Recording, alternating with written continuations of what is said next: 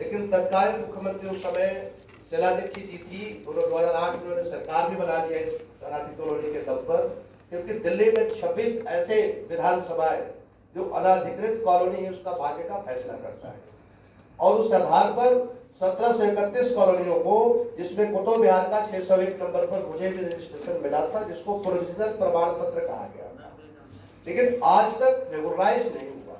कई बार मुद्दे उठे।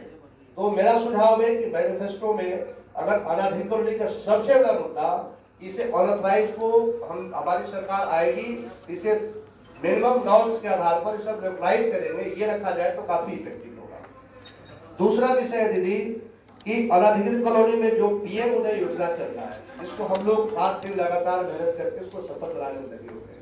इसमें एक समस्या है कि 29 अक्टूबर 2019 के बाद अगर किसी ने किसी का प्रॉपर्टी खरीद लिया और जीपीए करा लिया, मान लीजिए 30 नवंबर को जीपीए करा दिया, तो जीपीए वैलिड नहीं मान रहे, जबकि मीटर उसको 2010 का किसी का लगा है, 2015 का लगा है।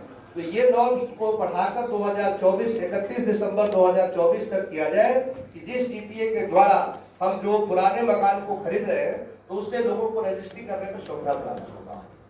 जो 29 अक्टूबर का प्रावधान है उसे 31 दिसंबर 2024 तक करें, तो इसमें अधिक से अधिक लोगों को फायदा होगा।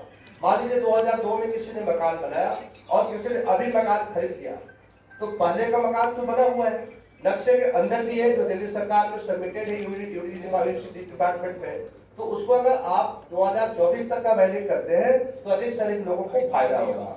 इसके अलावे पीएम उदय योजना में जो समस्या है, भाई साहब ने कहा, बिल्कुल सही कहा, अगर किसी ने दुकान खोल लिया जिसके बावजूद रजिस्ट्री नहीं हो रही है, तो इसको भी सरल किया जाए। तीसरी समस्या है कि अनाधिकृत कॉलोनी में पीने का पानी, गंदा पानी की निकासी, जैसे नाली रोड तो इन्होंने जैसे तैसे उबड़ खाबड़ बिना लेवल लिए बना दिया, लेकिन उससे निकासी नहीं हो पा रहा। लोगों का गंदा पानी दूसरे के घर में घुस रहा है, जिसके चलते आए दिन लड़ाइयां भी होती है और काफी दिक्कत हो रहा है। तो एक तो ये विषय है, और सबसे इम्पोर्टेंट विषय है कि जहां पर भी सरकारी लैंड है, जिस भी कॉलोनी में सरकारी लैंड है अनाधिकृत कॉलोनी में, उसमें बहुत सारी योजनाएं, जैसे हम एग्जांपल लेते हैं, कुतुब विहार गोयलाडेरी में रहता हूँ, 10 साल हो गया, एक भी सरकारी स्कूल आज तक निर्माण नहीं हुआ। हम शिक्षा क्रांति की बात करते हैं कि दिल्ली में हम शिक्षा में तूफान ला दिए, कई तरह की बातें पैदा होती है, लेकिन 10 साल हो गया, जहाँ 1.5 से 2 लाख लोग रहते हैं, वहां पर एक भी स्कूल सरकारी अब तक नहीं खुला। साइंस आर्ट्स कॉमर्स तो बाद का विषय है, स्कूल का निर्माण नहीं हुआ। ऐसे बहुत सारे दिल्ली का साइंस कॉलोनी है जहां पर शिक्षा के लिए बहुत जरूरी है कि बच्चों का स्कूल होना चाहिए। तो ये मेरा 2-3 सुझाव है, आपसे आग्रह है कि इसे रखेंगे प्राथमिकता से, तो हम सबको ज्यादा फायदा होगा। जय हिंद।